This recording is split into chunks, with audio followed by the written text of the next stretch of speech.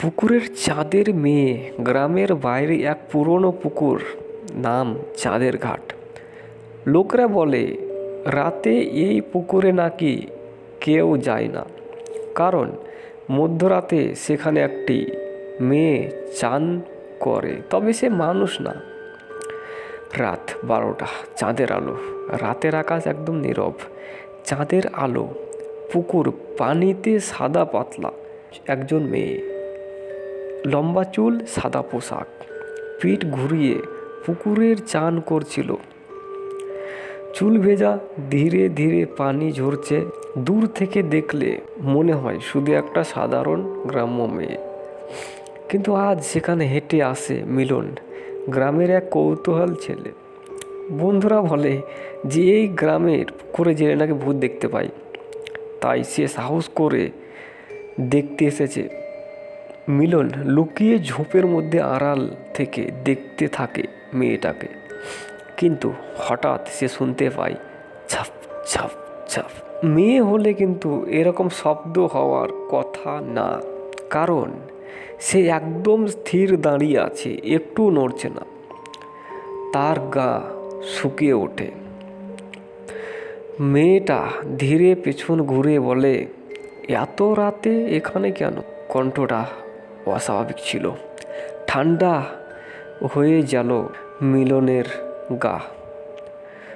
মিলন ভয় পেয়ে বলে, আপনি একা চান করছেন পুকুরে? কেউ আসে না তো? মেয়েটা হাসে না, মাথা শুধু সামান্য বেঁকিয়ে বলে, আমি তো চাঁদের মেয়ে, আমি তো সবসময় থাকি।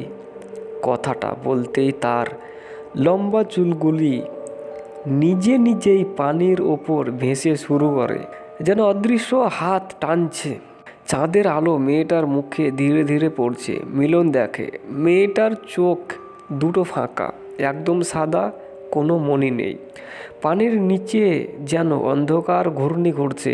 মেয়েটা হঠাৎ বলে, আমি একা চাই না, কেউ আমার সাথে সঙ্গে থাকবে। তার কণ্ঠ ঘন গভীর হয়ে যায়, আর এক সেকেন্ডে পানির ওপর দিয়ে ভাসতে ভাসতে মিলনের দিকে এগিয়ে আসে। মিলন দৌড়াতে যায়, কিন্তু পুকুরের পানি থেকে কালো হাতের মতো কিছু বেরিয়ে তার পা চেপে ধরে।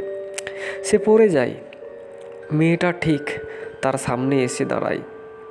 চুল ভিজিয়ে গিয়ে মিলনের মুখে ঝরে পড়ে। মিলন কাঁপতে কাঁপতে চোখ বন্ধ করে। মেয়েটা ফিস করে আমাকে দেখছিল। এবার তুমি যাবে পানির নিচে। হঠাৎ গ্রামের কুকুরগুলো প্রচণ্ড চিৎকার করতে শুরু করে।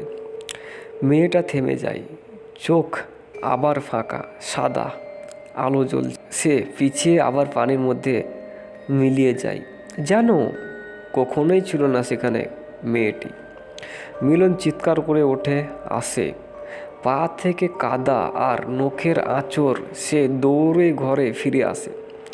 সকাল হলে গ্রামের লোকেরা পুকুরের দিকে গিয়েছিল। পানির ধারে একটি সাদা কাপড়, আর তার উপর লেখা, চাঁদের মেয়েকে যে রাতের চাঁদ দেখে সেও একদিন চাঁদের নিচে হারিয়ে যায়। মিলন সে কিছু বলে না, কথাই বলে না। লোকেরা শুধু জানে সে যেদিন পুকুরে মেয়েটাকে দেখেছিল, তারপর থেকে প্রতি রাতে পুকুরে কেউ না কেউ মেয়েটার গান শুনতে পায়। তবে এই যে ঘটনাটি মিলন পাঠিয়েছিল, তবে আপনাদের যদি গল্পটি অনেক ভালো লেগে থাকে তাহলে লাইক করবে আর শেয়ার করতে পারেন। তার সাথে আর আপনারা যদি এরকম কোনো ঘটনা আপনারা এক্সপিরিয়েন্স করেছেন, আপনাদের সাথে কোনো রকম ঘটনা ঘটে, তাহলে আপনারা কিন্তু ঘটনাটা লিখে আমার ভিডিওর নিচে ডিসক্রিপশানসে আপনারা পেয়ে যাবেন ইনস্টা, সেখানে কিন্তু আপনারা লিখে পাঠাতে পারেন। ততক্ষণের জন্য সবাই ভালো থাকবেন।